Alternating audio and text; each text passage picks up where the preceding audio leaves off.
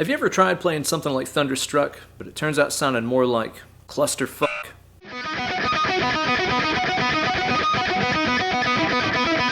If that sounds familiar, you're not alone. Riffs like that combine open strings and fretted notes with alternate picking can be really challenging to get down. Fortunately, I've got a great workout you can learn and a whole bunch of tips to improve your hand synchronization. It starts off with an open high E string, E minor scale. We're going to play up that scale, applying this pattern to 3-note chunks at a time.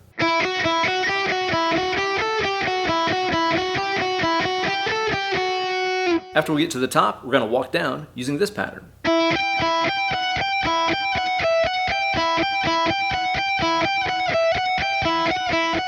Slap it all together, it's going to sound something like this.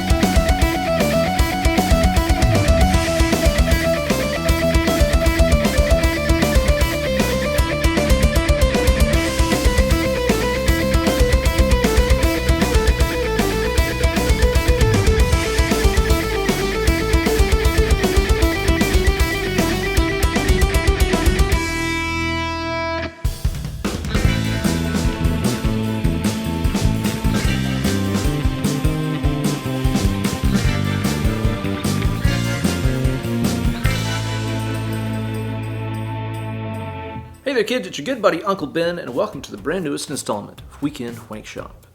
I'm here to admit, unproudly, that I am also a member of the Open String Licks Are Hard Club. I've always struggled with these. From the very first time I tried to learn Thunderstruck, it was just a mess trying to keep the fretted notes and the picking in sync with each other. So I've gone to great lengths to create some exercises for you guys that'll improve that hand synchronization, and I know these work because they help me. And if I can, now you definitely can, because I was homeschooled. And you probably weren't. I'm going to show you guys how to play that bad Larry, then give you some technical tips. And you're going to get even more out of this video if you snag the guitar profiles, practice tracks, downloadable tabs, and so much more over on my Patreon page, patreon.com/BenEllerGuitars. You're not going to miss that $1 a month it's going to cost you to get access to hundreds of exclusive posts, but you are going to miss out on the Guitar Illuminati secrets I'm going to be spilling if you don't. So don't delay, sign up today.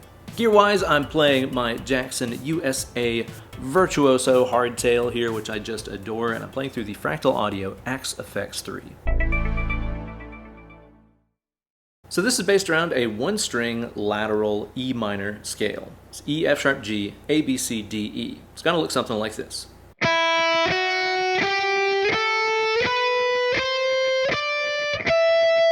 We're also going to use the F sharp and G notes of the next octave as well. Yeah, every section of this exercise is going to use the open high E string and then 3 notes at a time from that scale pattern. So first we're going to be thinking about the F sharp, G, and A notes happening down here.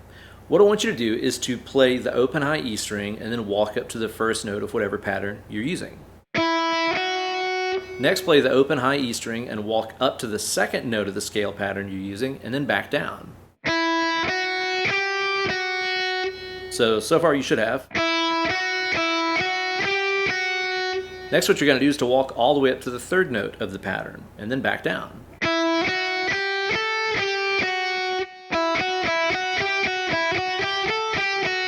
And we're going to be thinking about this as triplets, da-da-da-da-da-da-da-da-da-da-da, with that kind of rhythm right there.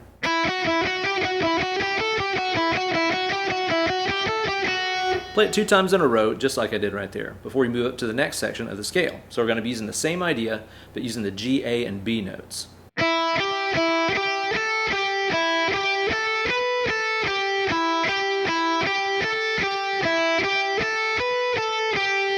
Next, we're going to play the same idea, but using A, B, and C.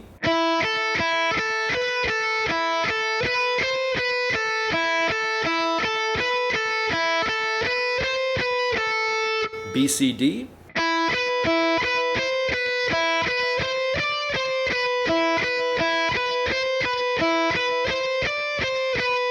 C, D, E.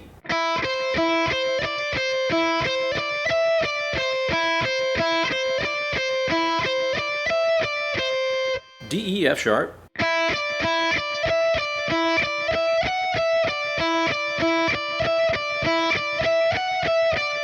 And then back here at E, F sharp, and G.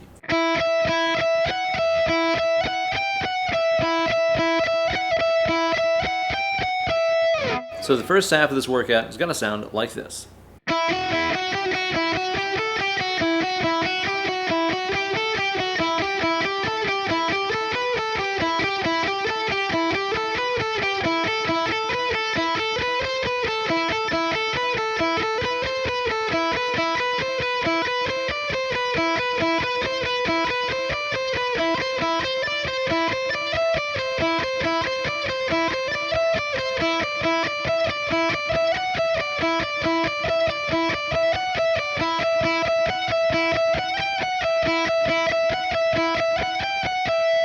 After that, we're going to flip it and reverse it, Missy Elliott style, and play the same idea but reversed.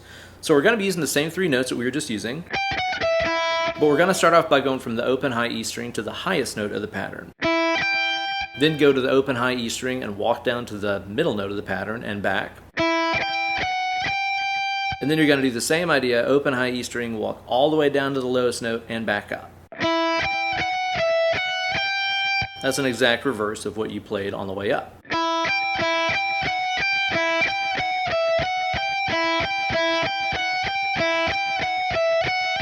Same idea using F sharp, E, and D.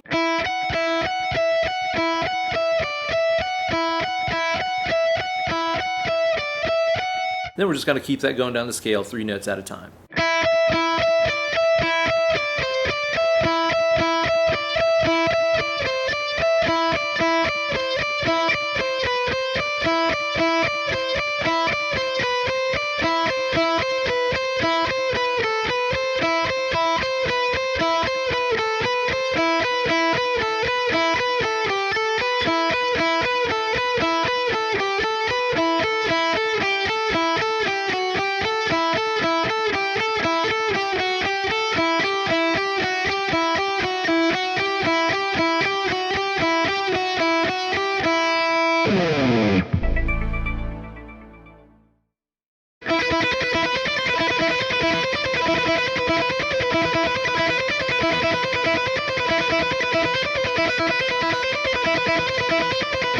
The first thing you can do here to improve your hand synchronization is to use some accents. And I'm talking about outrageous accents. And that's some classic homeschool humor.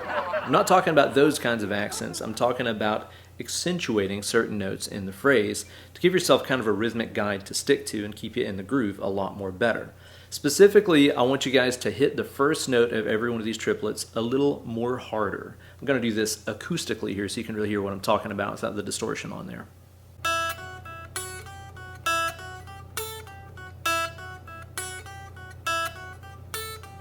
Ah, the dulcet tone of an unplugged electric guitar with low action and thin strings. As you can hear, I'm really smacking the first note of every one of those triplets a little bit harder. Whenever you play with a more monotone pick attack, where every note kind of sounds the same and has the same velocity, it's really easy to get lost in the groove and not know where in the beat or where in the measure you are. But if you accentuate that first note with a really aggressive pick stroke, whether it be a downstroke or an upstroke, it's really going to help keep you on track with the rhythm a lot better.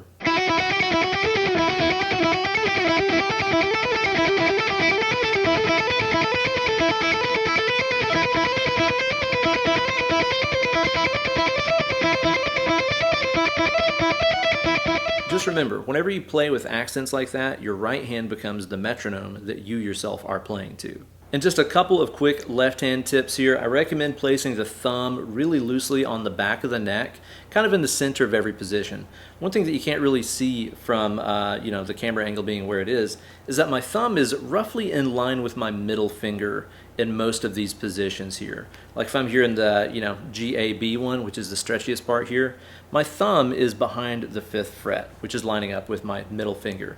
Makes just for a good fret sandwich, gives you the most power. And I think it teaches you to keep your thumb nice and relaxed on the back of the neck, As you play through this, it's such a long marathon of notes. you really want to be conscious about any tension that's building up. I really want you guys to focus on the left-hand thumb, especially as you're playing this, because it's just going to be kind of stationary in every one of these positions. And stationary stuff is when your thumb usually starts to press down harder and harder and harder, just because you're sitting in one place for so long. So as you go through this, be sure to keep that thumb nice and loose. You could even practice this with the thumb off of the neck entirely, just kind of floating like that. And that'll really teach you to keep that thumb nice and relaxed as you shred.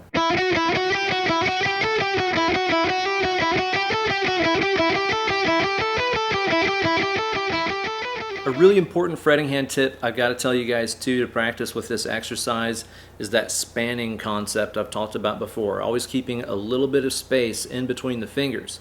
Most of the time, whenever I see players struggling with open string licks like Thunderstruck, like we were talking about earlier, it's because their hand is kind of darting around the neck like this, because their fingers are all glued together. It might look something like this.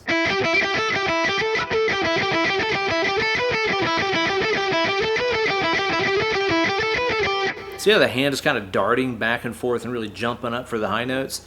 If your hand feels like that, I want you guys to think about keeping just a little space in between your fingers. This is what I call beneficial tension. I'm not like forcing my fingers apart like this. I'm just keeping a little space between them. Honestly, that's kind of the natural position of your hand. If your fingers are sticking together, you're making them do that. They should naturally have a little bit of space between them like that, as you can see, if the hand is nice and relaxed. I'm just trying to incorporate that natural, somewhat spanned position into my playing, and that's going to keep my fingers spread apart a little bit more and make it a lot easier to reach those high notes. Now, of course, for something like the G-A-B stretch like I was doing, yeah, it's going to incorporate a little bit of extra fanning out of the fingers. But if I use that as a starting point, it's going to be a whole lot better than going from this glued together kind of approach. So be sure to do just like we did at homeschool prom and leave a little bit of room for the Holy Ghost in between them things.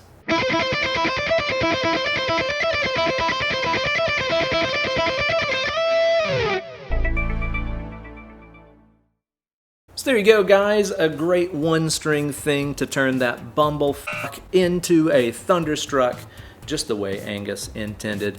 You're going to get even more out of this if you practice along with the guitar profiles, practice tracks, and downloadable tabs that are waiting for you over there on the Patreon page, patreon.com/BenEllerGuitars. All that stuff and more is available to you, even for just $1 a month, so don't delay, sign up today. Thank you guys so much for watching the video. Be sure to subscribe to the channel, like the video, and ring the bell for notifications every time I upload a new slice of fried gold right here just for you guys. Be sure to stay tuned next week for some more rad guitar stuff coming at you. Now get away from the computer machine, grab that guitar, start mashing some rope. Less clicking, more picking.